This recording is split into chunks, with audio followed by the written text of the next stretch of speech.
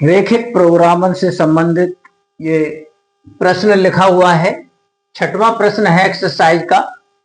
विवरोध दिए हैं ये 2x plus y greater than 3, x plus 2y greater than 6, x y दोनों ही ग्रेटर देन 0 और z बराबर ये दिया है और इसका मिनिमाइज करना है, न्यूनतम मान ज्ञात करना है। तो क्या करते हैं, उन स्टेपों को यहां समझ लीजिए जो पहले से लिख रखे हैं, वीडियो ज्यादा बड़ा ना हो इसलिए।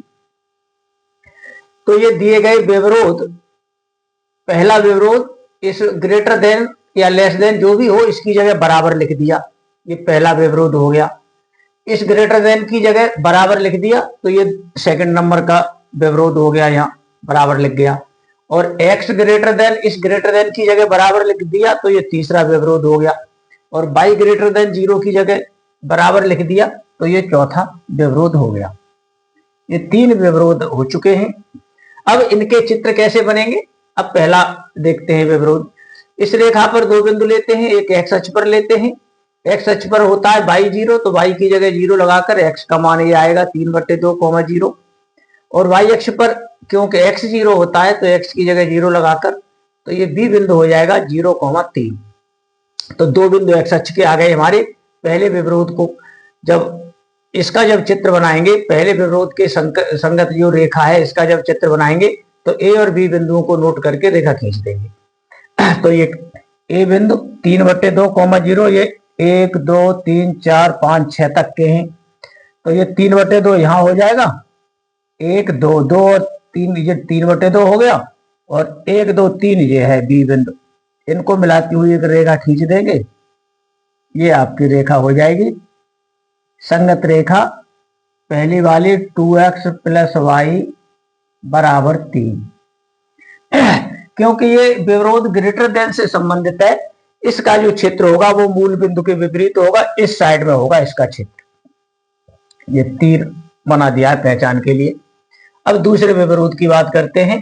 दूसरे विवरोध के संगत रेखा ये लिखी है बराबर 6। इस पर 2 बिंदु लेंगे, एक सी बिंदु लेंगे x अक्ष पर, जहां पर y को 0 मान लेंगे तो ये बिंदु 6,0, 1 2 3 4 5 6, 6,0 सी बिंदु हो गया। एक y अक्ष पर बिंदु लेंगे, x 0 मान लेते हैं तो y का मान 3 आएगा, 0,3। 0,3 पहले से निकल चुका है, जिसका नाम b है, तो वही b काम करेगा फिर दोबारा। तो c और b 2 बिंदु हो गए, इनको मिलाती हुई ये रेखा आप खींच देंगे। इस रेखा का नाम होगा x प्लस 2y बराबर 6। ये रेखा खींच दी गई 2 नंबर वाली। और 3 नंबर x बराबर 0, ये y अक्ष होता है, पहले से इसे जानते हैं हम। और y बराबर 0 ये रेखा है, इसे हम पहले से जानते हैं, इसे x अक्ष कहते हैं। इनका और इनका प्रतिच्छेदन बिंदु मूल बिंदु होता है, इसे पहले से जानते हैं हम। और इसका और इसका प्रतिच्छेदन बिंदु ये निकाला गया है, इन दोनों को हल करके निकाला है। देखो इस समीकरण को लिखा है पहले वाले को और दूसरे वाले को, इसमें 2 का गुणा कर देंगे तो यहाँ 4x हो जाएंगे और इसमें से 1 x घट के ये 3x रह जाएंगे। और यहाँ 2 का गुणा पूरे में ही होगा, यहाँ भी होगा तो ये y कट जाएगा, 2y होके, यहाँ 6 होके ये भी 6 कट जाएगा, 0 आ जाएगा। x का मान 0, x का मान इसे x की जगह 0 लगा देने से ये 0 हो गया, प्लस y बराबर 3, तो ये y बराबर 3 आ गया। तो प्रतिच्छेदन बिंदु मिला हमें 0,3। ये पहले ही से हमें पता था 0,3, इसका नाम b है। तो ये b बिंदु से c को मिलाया, इसी b से d को मिलाया, दोनों। ये ग्रेटर देन से संबंधित विवरोध जितने भी होते हैं उनके क्षेत्र इधर को होते हैं मूल बिंदु के विपरीत। इसका भी इधर को होगा यूं करके यूं, और इसका यूं करके यूं होगा, और इसका यूं होता ही है और इसका यूं होता ही है। तो ये कॉमन क्षेत्र आपका ये हो गया, इसे सुसंगत क्षेत्र कहते हैं, जो परबद्ध नहीं है। तो इसमें जो कोणीय बिंदु है, एक तो C बिंदु होगा, एक B होगा, और इधर को होगा, ये इधर को होगा। इधर वाली जो डायरेक्शन होती है ये x कहलाती है, और ये डायरेक्शन ऊपर को OY कहलाती है, OY OX।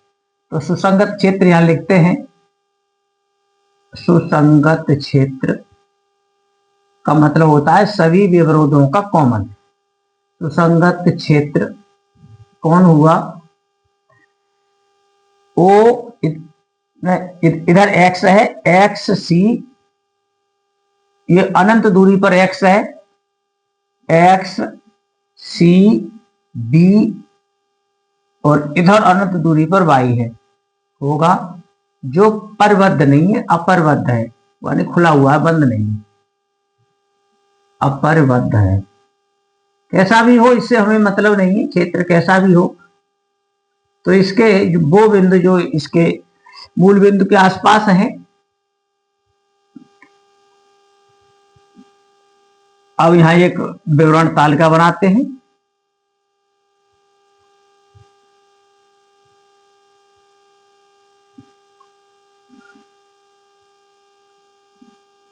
तो ये विवरण तालिका में सबसे पहले कोणीय बिंदु लिखे जाते हैं।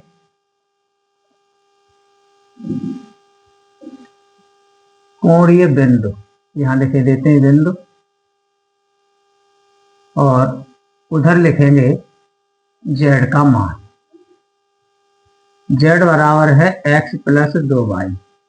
तो कोणीय बिंदु में एक तो ये C लेंगे जो मूल बिंदु के नजदीक है, एक B लेंगे, और ये अनंत दूरी वाले छोड़ देते हैं। तो C बिंदु देखते हैं।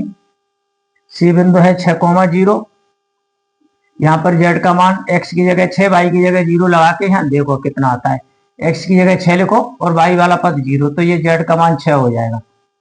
और B बिंदु पर, B बिंदु है 0,3, तो x की जगह 3 लगेगा, या x का पद 3 और y का मान 3, तो ये भी 6 हो जाएगा। दोनों ही मान 6 हो गए सुसंगत क्षेत्र में। इधर अनंत दूरी पर है, वहां से कोई मतलब नहीं है। तो मिनिमाइज इसका सबसे कम मान जो देख रहे हैं, इन दोनों ही मिनिमम है, कोई सा कह सकते हैं ये दोनों ही मान मिनिमम है। यही आपको निकालना था। पूरा प्रश्न हो चुका है। ऐसे प्रश्नों में जहां अनंत तक सुसंगत क्षेत्र पाया जाता है, वहां अधिकतम मान नहीं निकलवाया जाता, क्योंकि अधिकतम तो फिर अनंत आएगा, न्यूनतम ही पूछा जाता है। धन्यवाद।